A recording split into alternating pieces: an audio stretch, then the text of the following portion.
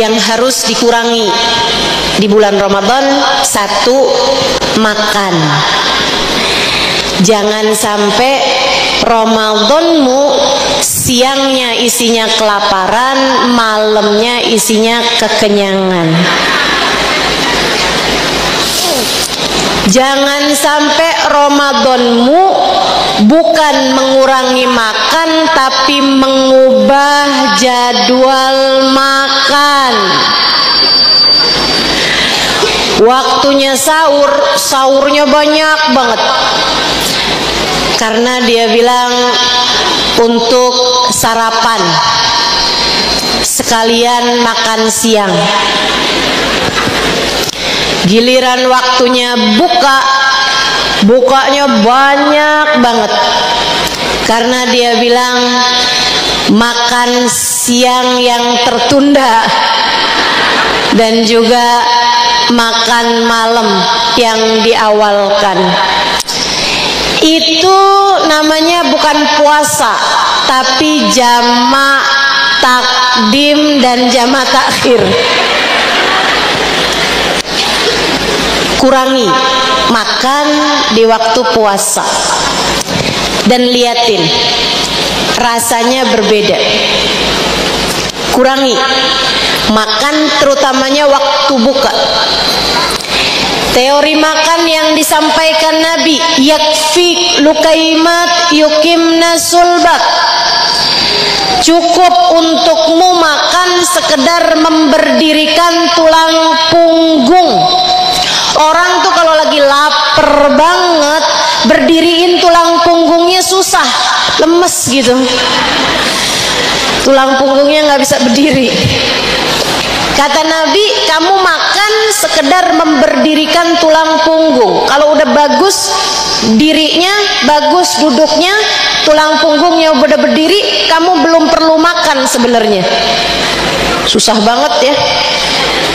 Apalagi di hadapan bakso, mie ayam, lontong sayur, soto, luar biasa. Kalau kami nggak mampu gimana ya Rasulullah? Fa in kana falabud fa thuluthun li ta'amik wa thuluthun li syarabik wa thuluthun li nafasik. Kalau kamu harus makan, perutmu jangan dipenuhi semuanya dengan makanan.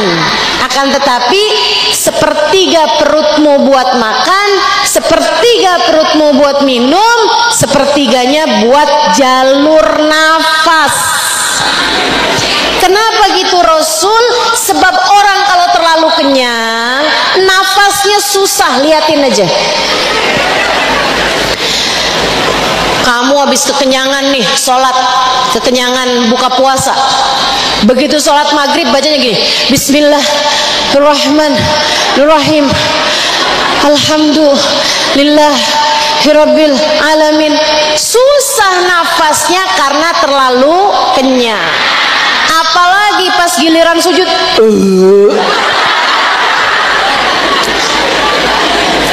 kamu terlalu kenyang. Ya hadza kufa angka jutha'ak. Kata Nabi kepada seorang sahabatnya yang bersendawa. Ada sahabatnya Nabi sendawa. Sendawa bahasa Indonesia.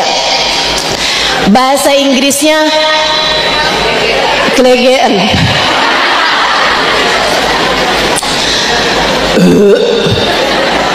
Di antara para sahabat dia bersendawa. Nabi lihat itu, tahu kenapa dia bersendawa, karena terlalu kenyang. Nabi Muhammad bilang, ya hadza kufa angka juta'ak, tahanin sendawa kamu, jangan suka bersendawa. Kata Nabi Muhammad, fa inna man tala shib'uhu yaumal qiyamah tala shib'uhu fid dunya tala ju'uhu yaumal qiyamah. Karena orang yang panjang kenyangnya di dunia akan panjang laparnya di akhirat nanti. Serem bener nih.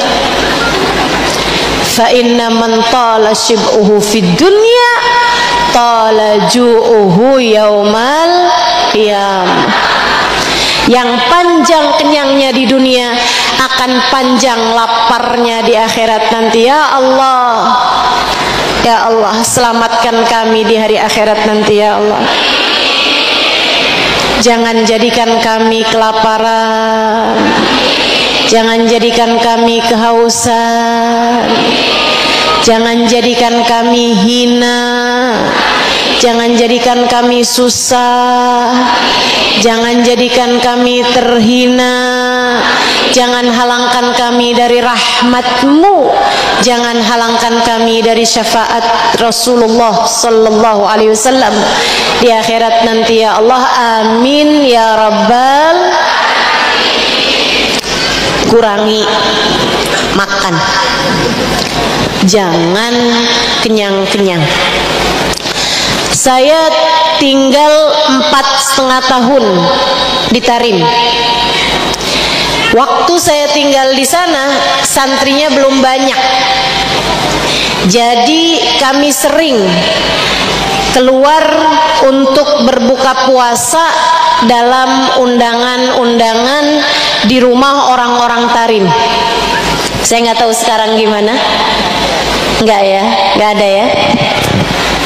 Soalnya santrinya udah banyak sekarang.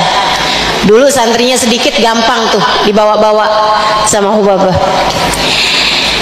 Kami kalau berbuka puasa di Daruz Zahra, kurma sama sambusa. Kurma sama sambusa. Menunya itu terus nggak pernah ganti. Sampai akhirnya ketika dapat undangan untuk buka puasa di rumah orang, apalagi lihat rumahnya besar, wah kami udah pede banget nih. Pasti hidangannya macem-macem.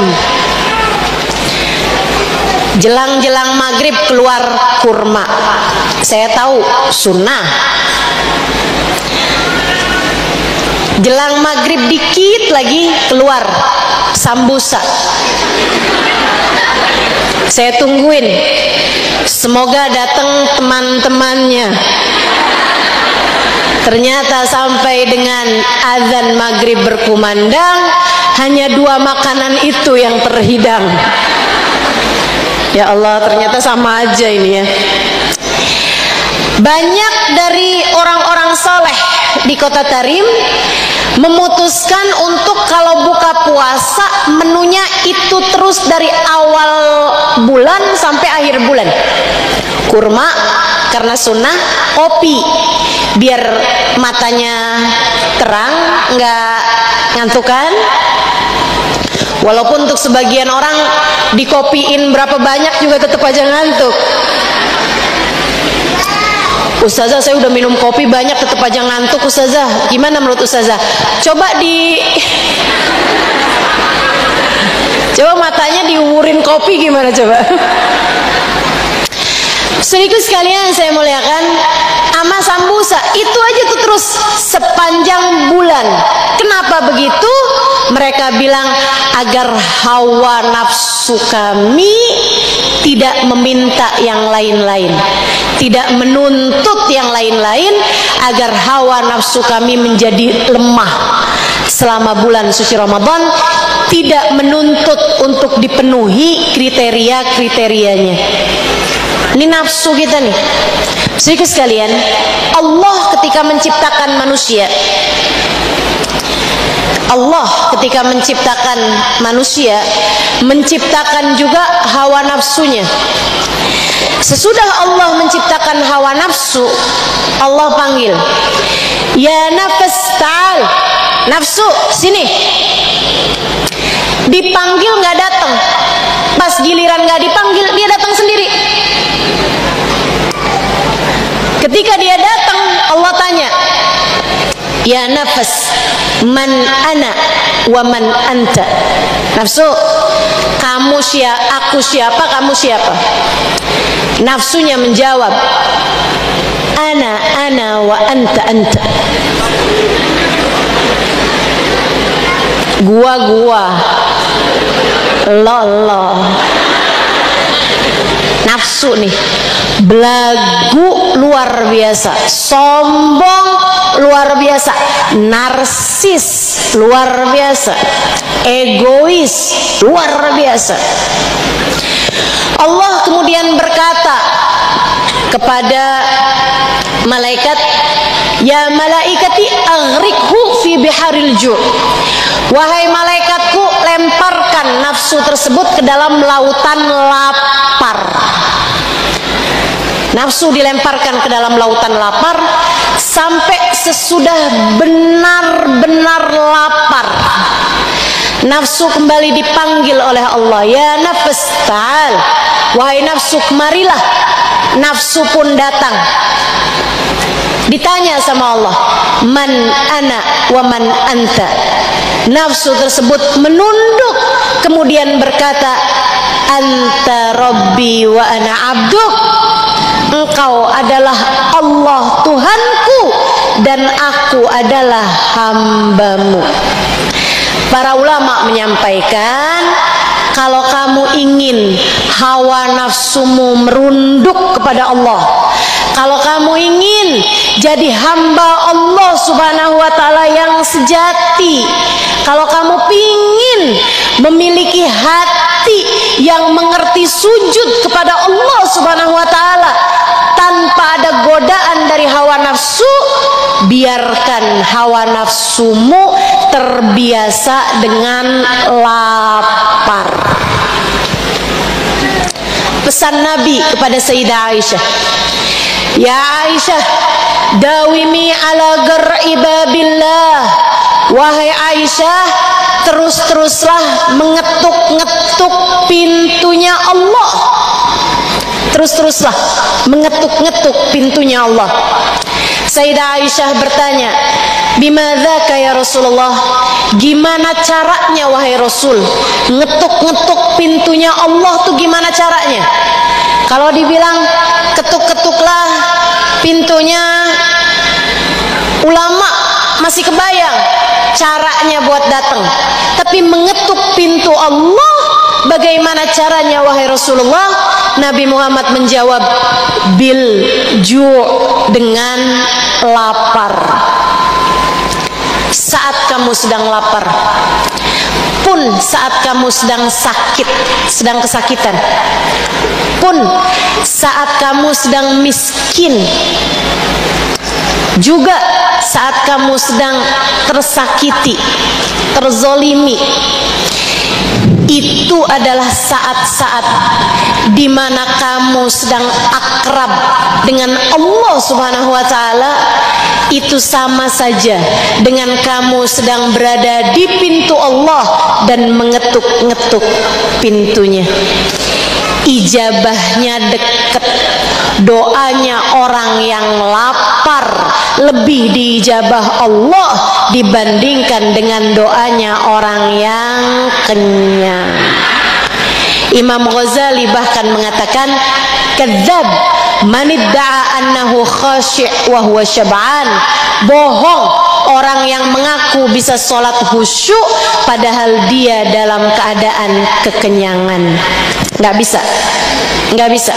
Kata Imam Ghazali, saya udah coba berulang-ulang kali, nggak bisa, nggak bisa. Sholat khusyuk dalam keadaan kenyang perutmu nggak mungkin, nggak mungkin, mustahil. Saya ngerasain susah untuk konsentrasi di majelis dalam mengajar saat dalam keadaan kekenyangan.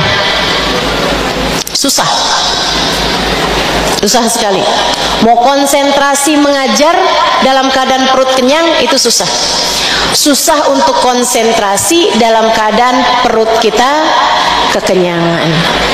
Maka kalau kepengen ilmumu banyak, konsentrasimu mudah, ibadahmu diterima, dan kamu sedang mengetuk-ngetuk pintunya Allah, apalagi kalau kamu berharap hawa nafsumu merunduk, hatimu sujud kepada Allah, berusahalah untuk menjaga lapar.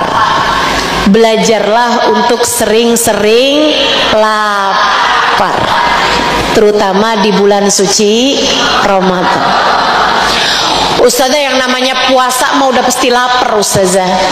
Tahu saya, tapi masalahnya tetap lapar bahkan di waktu malam itu hanya hamba-hamba berkelas yang dapat melakukannya. Maksudnya nggak buka gitu Ustazah.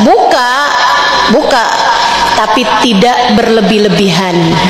Perut kamu itu kayak katanya Nabi Muhammad, tulutun li ta'amik, tulutun li syarabik, tulutun li nafasik.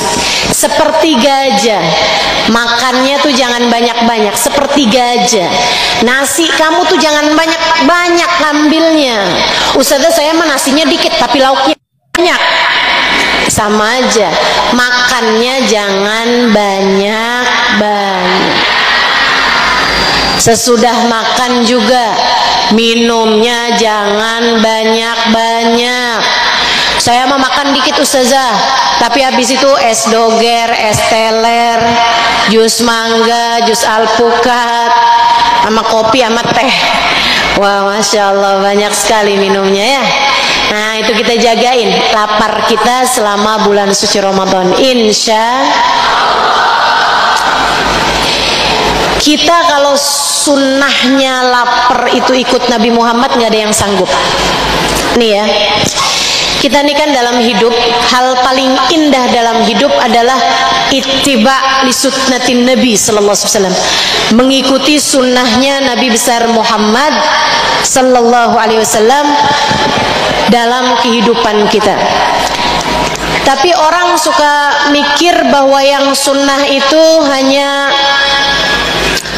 misalnya sholat sunnah, puasa sunnah, atau zikir-zikir. Bukan hanya itu teman-teman, banyak. Semua akhlaknya Nabi, termasuk berbicara yang baik, bicaranya nggak panjang-panjang, kemudian lagi bicara dengan senyuman. Itu juga bagian dari sunnahnya Nabi besar Muhammad. Dan salah satu dari sunnah besarnya Nabi Muhammad adalah al-ju', menahan lapar. Kalau bicara nahan lapar, Nabi Muhammad jagonya. Nabi Muhammad juaranya. Sayyidina Umar bin Khattab bercerita, kata Sayyidina Umar, dakhaltu ila Rasulillah sallallahu alaihi wasallam. Saya masuk ke rumah Nabi Muhammad sallallahu alaihi wasallam. Sesudah dipersilahkan, saya kemudian menuju, tanya nabinya di mana? Di kamar. Nabi itu kamarnya nggak pakai pintu, hanya ada tirai. Zaman itu sepertinya memang masih belum umum orang punya pintu untuk pembatas ruangan dengan kamar. Kebanyakan hanya tirai aja, satir aja. Kata Sayyidina Umar, aku lihat tirai menerbangkan angin gitu. Akhirnya tirainya terbuka, Nabi Muhammad sedang tidur. Aku mendekati Nabi Muhammad, mau nanya, apakah engkau tidur wahai Rasulullah, saya ada keperluan gitu. Tapi ketika saya buka tirai tersebut, saya dapati Nabi Muhammad sedang meringkuk di lantai. Nabi sedang meringkuk di lantai. Saya pun panik lihatnya. Saya segera deketi Nabi Muhammad. Amaridun anta ya Rasulullah, apakah engkau sakit wahai Rasulullah sehingga engkau meringkuk sampai-sampai, mohon maaf, lututnya itu nempel ke perutnya. Posisinya Nabi tentu saja berpakaian, tapi maksudnya posisinya itu lututnya itu sampai nempel ke beliau. Aku berkata padanya, amaridun anta ya Rasulullah, apakah engkau sakit wahai Rasulullah? Nabi memandangku tersenyum kemudian berkata, la ya Umar, innama ana jau'an. Tidak wahai Umar, saya hanya sedang lapar.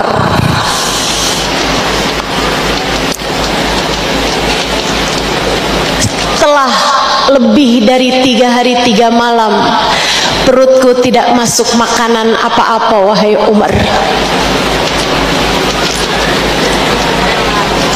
Kemudian dalam suara yang mirip rintihan, Nabi Muhammad berdoa, yang mana Sayyidina Umar ketika mendengar doanya tak mampu menahan lelehan air matanya. Beliau segera berteriak dan menangis mendengar doa Nabi Muhammad. Ya Allah, kata Nabi dengan suara yang mirip rintihan, ya Allah, jadikanlah laparnya Muhammad di dunia sebagai ampunan untuk umat Muhammad di akhirat. Ya Allah, jadikanlah laparku di dunia sebagai ampunan untuk umatku di akhirat. Sahib syafaatul udma, pemilik syafaat yang sesungguhnya. Semoga doa Nabi Muhammad untuk kita tak pernah terhalang insyaallah. Semoga kita di antara umatnya yang mendapatkan syafaat beliau, mendapatkan ampunan Allah Subhanahu wa taala yang senantiasa dimintakan oleh Nabi Muhammad sallallahu alaihi wasallam. Makanya Bu, Kak, Dek, ini saya kasih tahu satu tips, satu trik, satu resep. Kamu kalau lagi ada satu dosa yang terus-terusan kamu kerjakan, padahal kamu ingin berhenti dari dosa tersebut, atau kamu merasa dosa kamu udah banyak gitu, tapi gimana caranya buat dapat ampunan Allah Subhanahu wa taala, atau kamu sedang ingin mendoakan anakmu atau suamimu agar kembali ke jalan hidayah, karena kamu lihat anakmu bandel, anakmu susah diajakin sholat, anakmu dekat kepada dosa-dosa, bahkan mungkin diantaranya adalah dosa-dosa besar. Suamimu misalnya, orang tuamu misalnya, atau siapapun aja yang kamu sayangi, tapi dia berada di jalan yang salah atau berada dalam dosa yang kamu inginkan agar anakmu atau dirimu atau keluargamu mendapatkan ampunan dari Allah Subhanahu wa taala dan mendapatkan jalan hidayah. Kamu yang serius doa minta kepada Allah, katakan, ya Allah, saya umat Nabi Muhammad, atau anak saya juga umat Nabi Muhammad, atau keluarga saya nih ya Allah, suami saya atau ibu saya, bapak saya umat Nabi Muhammad ya Allah. Saya tagih doa Nabi Muhammad untuk kami ya Allah. Kabulkan doa Nabi Muhammad untuk saya. Berhentikan saya dari dosa ya Allah. Ampuni dosa saya dan jangan biarkan saya mengerjakan lagi dosa tersebut ya Allah. Kabulkan doa Nabi Muhammad untuk saya. Kabulkan doa Nabi Muhammad untuk anak saya ya Allah. Kabulkan doa Nabi Muhammad untuk suami saya. Tagih doa Nabi Muhammad, sebab Nabi sepanjang hidupnya senantiasa mendoakan kita umatnya. Kurangi. Kedua, kurangi tidur. Kenapa gitu? Sebab orang kalau panjang tidurnya, banyak tidurnya, artinya dia sedikit ibadahnya. Walaupun zaman sekarang begadang juga bukannya ibadah ya. Banyak yang ibadahnya atau banyak yang malamnya bukannya ibadah malah scroll Shopee. Ada yang begitu? Mana orangnya?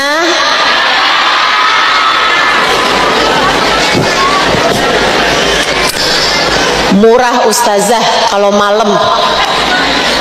Jadinya kita tungguin. Boleh, nggak apa-apa. Tapi pernahkah kamu berpikir bahwa di waktu malam selain ada diskonan belanjaan, juga ada ijabah doa yang Allah Subhanahu wa ta'ala kabulkan doa hamba-hambanya di saat waktu malam. Katanya Allah dalam salah satu hadis qudsinya, kadzab manidda'a mahabbati idza jannahu lail nama'anni. Bohong orang ngaku cinta kepadaku tapi sepanjang malam dia meninggalkanku, kata Allah, untuk terlelap dalam tidurnya. Kalau kamu serius pengen jadi hamba Allah, yang seriuslah berdoa, meminta kepadanya, terutama di waktu malam. Di bulan suci Ramadan, yuk kurang-kurangin tidur di waktu malam. Siang aja ustazah boleh, tapi jangan sepanjang siang juga. Bangun cuman buat sholat duhur, habis itu tidur lagi. Bangun scroll-scroll Instagram, scroll-scroll TikTok, nonton-nonton sebentar, habis itu sholat asar, habis itu ke dapur, terus maghrib dah. Kayaknya gak gitu caranya puasa. Puasa itu menahan lapar. Puasa itu mendekatkan dirimu kepada Allah Subhanahu wa ta'ala Jalla Jalaluhu wa ta'ala. Memang para ulama, orang-orang soleh banyak yang memilih tidur di waktu pagi atau siang di bulan Ramadan dibandingkan dengan tidur di waktu malam. Kenapa? Karena Ramadan itu antara malam sama siangnya muliaan malamnya. Muliaan malamnya. Malamnya Ramadan itu lebih mulia daripada siangnya. Jadi mereka memilih untuk tidurnya di waktu pagi. Habis isyraq baru tidur. Tapi mereka akan bangun di waktu duha atau di waktu sebelum duhur. Sesudahnya mereka pun sibuk mengerjakan kembali ibadah-ibadah mereka kepada Allah Subhanahu wa ta'ala. Sayangi waktumu di bulan Ramadan, jangan banyak tidur. Insya Allah. Yang terakhir, di waktu bulan suci Ramadan jangan banyak ngomong. Pengen Ramadanmu berkualitas, pengen puasamu menjadi puasa yang bagus, teman-teman saudara sekalian, jangan kebanyakan ngomong. Ustazah, saya mah nggak ngomong ustazah, tapi saya cerita di grup WhatsApp.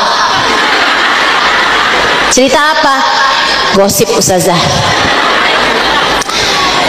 Itu kalau kamu cerita di grup WhatsApp, bukan hanya kamu kayak lagi ngobrol sama satu orang, tapi itu kan kayak lagi meeting, kayak lagi rapat sama banyak orang gitu ya. Lebih-lebih lagi dosanya kayak ngomong sama banyak orang. Hati-hati sama jempol-jempol yang akan dihisab Allah di akhirat nanti, karena menuliskan komentar-komentar julid. Hati-hati, jangan dikira kamu tidak akan dihisab atas komentar-komentar pedasmu di media sosialmu.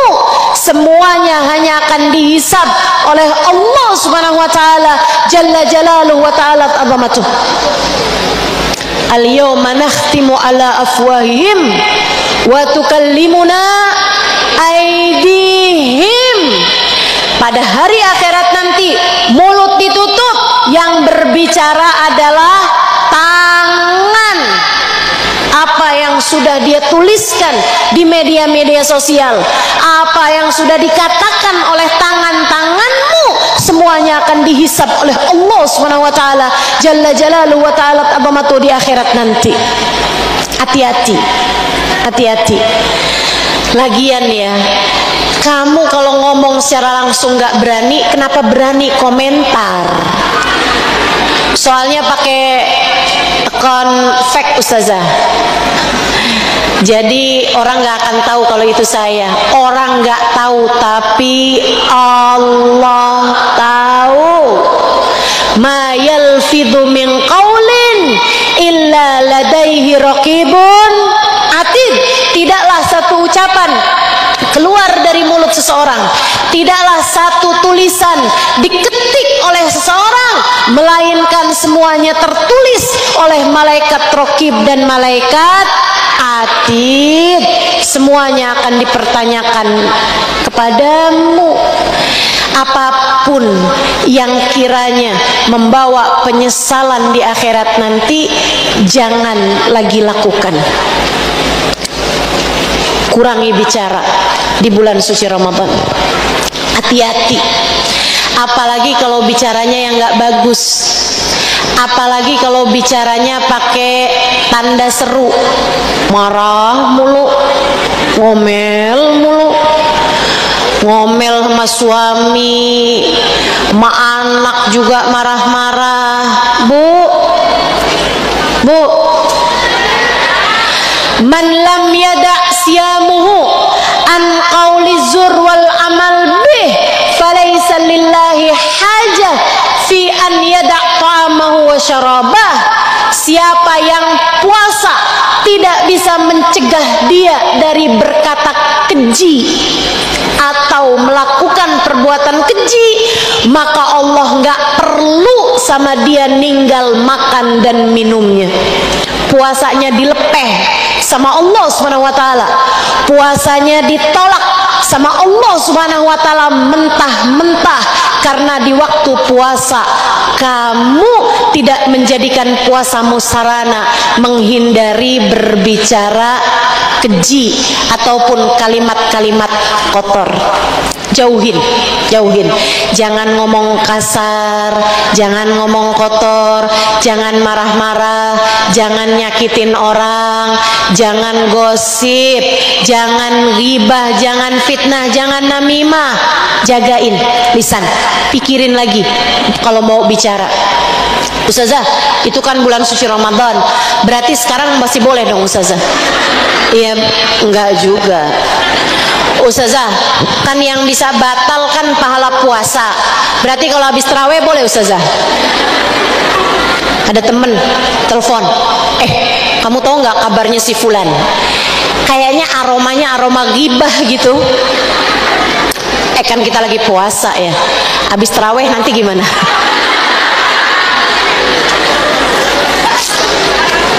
Jangan.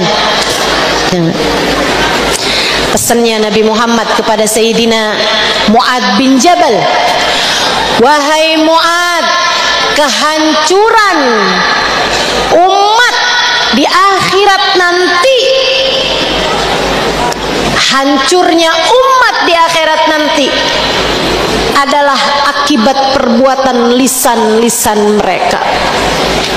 Jagain lisanmu, sehingga semoga lisan kita akan bawa kita ke dalam surga Allah Ta'ala.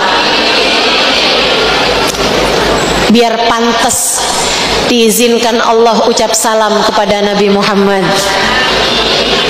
Biar lisan kita pantas buat bilang sama Nabi, saya umatmu wahai Rasulullah. Menurutmu yang suka ngomel-ngomel emang pantas?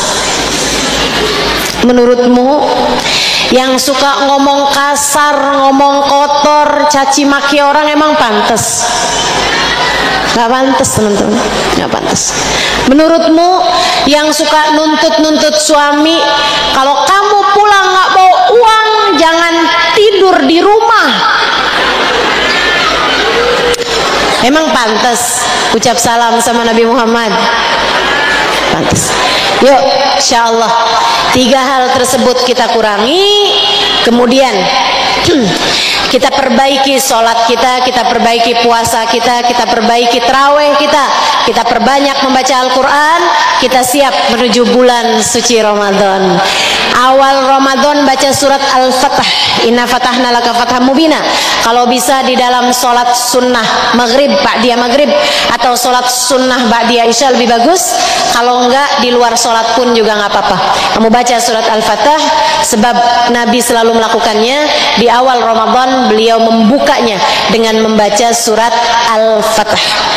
Saudaraku sekalian saya muliakan, ibadah kasih bukaan puasa buat orang-orang yang berpuasa, melakukan banyak sedekah, melakukan banyak-banyak kebaikan, karena di bulan Ramadan semua kebaikan kita berlipat-lipat ganda. Mudah-mudahan tidak hanya mudah mendengarnya, tapi Allah mudahkan kita untuk dapat mengamalkannya. Mudah-mudahan saya tidak hanya dimudahkan untuk menyampaikannya, melainkan Allah beri kemudahan saya untuk dapat mengamalkannya. Ala hadhihi niyah wa bikulli niyatin salihah jami'ah syamilah ila hadratin Nabi Muhammad sallallahu alaihi wa ala alihi wa sahbihi wasallam. Al-Fatihah.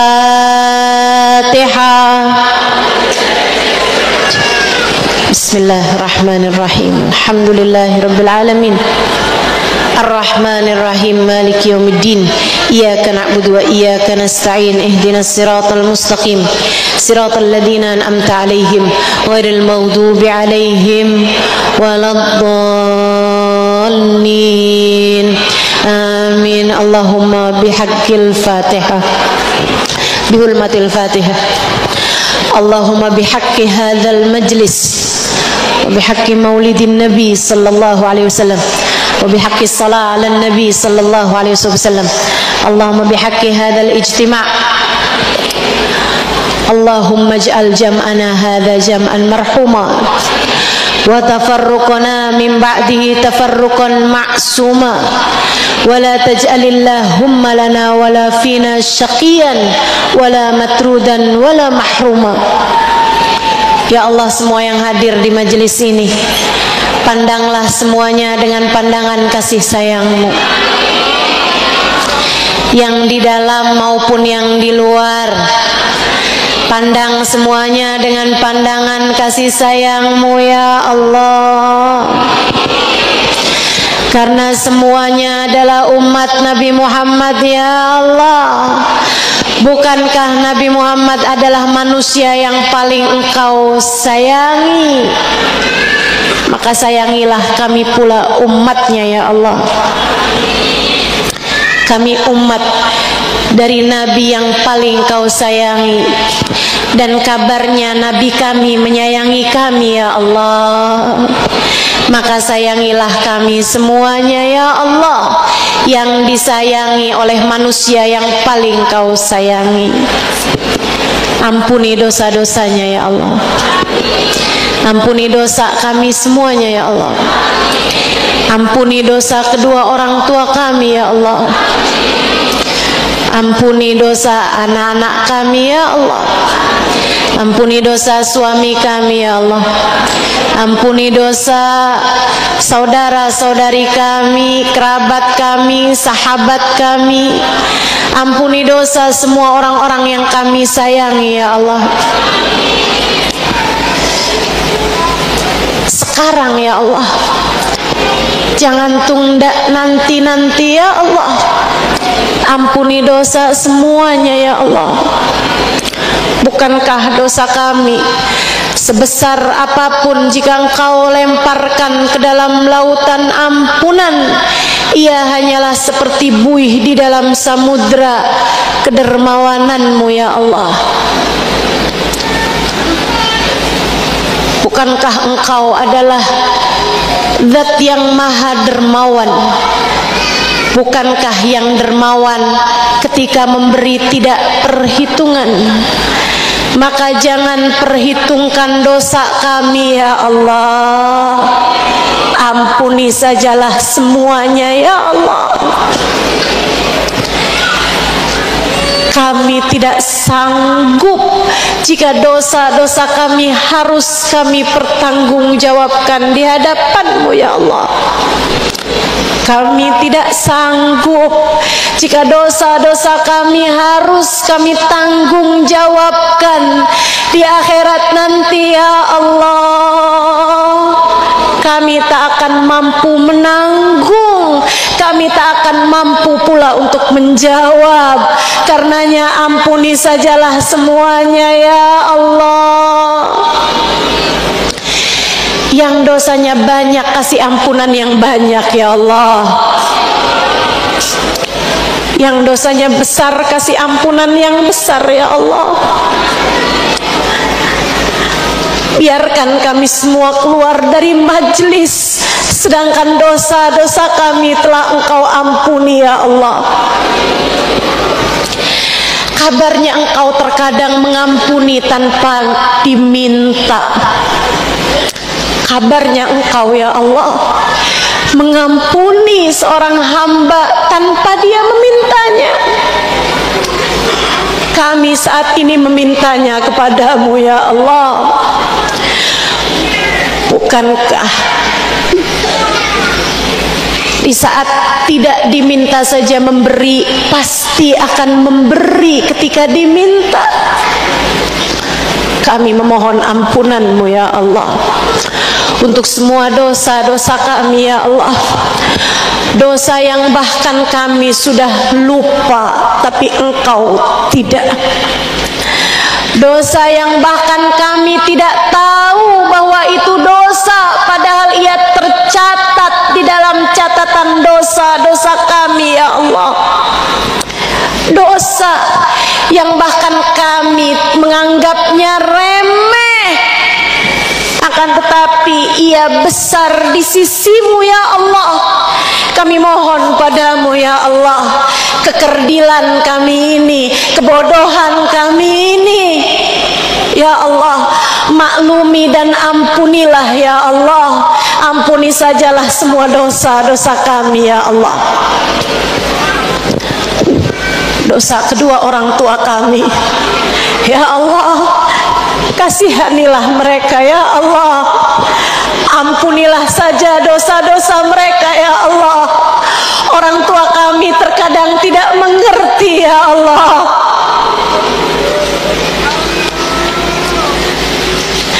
Jangan biarkan mereka harus mempertanggungjawabkan dosanya di dalam alam kuburnya, apalagi di akhiratnya ya Allah.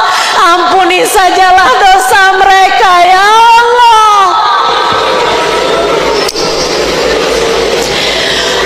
Kami menyayanginya, karenanya sayangilah mereka ya Allah. Jadikanlah majelis ini sebagai sarana-Mu mengampuni dosa orang tua kami ya Allah. Jadikanlah majelis ini sebagai sarana-Mu mengampuni dosa-dosa kami ya Allah.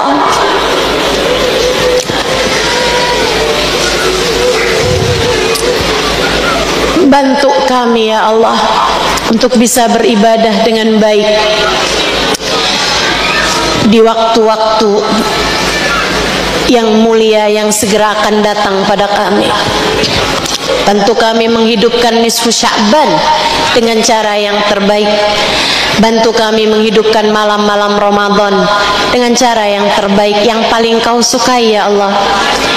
Bantu kami untuk pandai menjaga puasa-puasa kami. Bantu kami untuk dapat memperbanyak membaca dan mentadabburi Al-Quran. Bantu kami untuk dapat merayakan Lailatul Qadar. Bantu kami ya Allah untuk layak mendapatkan rahmat, ampunan dan itqun minan nar pada hari-hari Ramadan nanti ya Allah.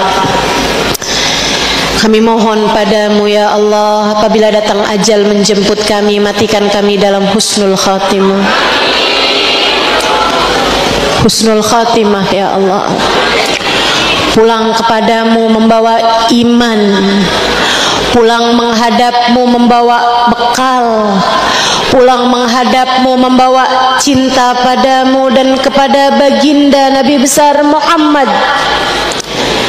Pulang padamu membawa kalimat la ilaha illallah, la ilaha illallah, la ilaha illallah, Muhammadur Rasulullah sallallahu alaihi wasallam. Dengan kalimat tersebut kami hidup. Ya Allah, matikan kami pula dengan kalimat tersebut ya Allah. Masukkan kami ke dalam kubur dengan kalimat tersebut ya Allah. Jadikan kami hamba-Mu di dalam kubur kami nanti ya Allah. Tetapkan kami jadi umat Nabi Muhammad di dalam kubur kami nanti ya Allah. Pertemukan kami dengan Nabi Muhammad di dalam kubur kami ya Allah. Pertemukan kami dengan Nabi Muhammad di dalam kubur kami ya Allah. Jika ada yang tidak pantas, pantaskanlah ya Allah. Jika ada yang tidak layak, layakkanlah ya Allah. Jika ada yang tidak cocok, cocokkanlah saja ya Allah. Pertemukan semuanya dengan Nabi kami Muhammad sallallahu alaihi wasallam di dalam alam kubur kami nanti ya Allah. Dan kami pun mohon padamu ya Allah, orang-orang tua kami yang sudah berada dalam alam kubur, pertemukan mereka dengan Nabi Muhammad ya Allah. Orang tua kami yang sudah meninggal dunia, pertemukan mereka dengan Nabi Muhammad ya Allah.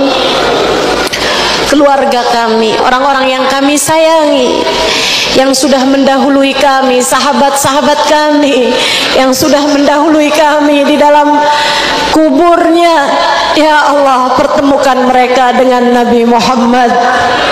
Karuniakan kepada mereka syafaat Nabi Muhammad ya Allah. Allahumma rabbana taqabbal minna innaka antas samiul alim, tub alaina innaka antat tawwabur rahim. Rabbana atina fid dunya hasanah fil akhirati hasanah wa qina adzabannar bi fadli subhana rabbika rabbil izzati amma yasifun wa salamun alal mursalin walhamdulillahi rabbil alamin.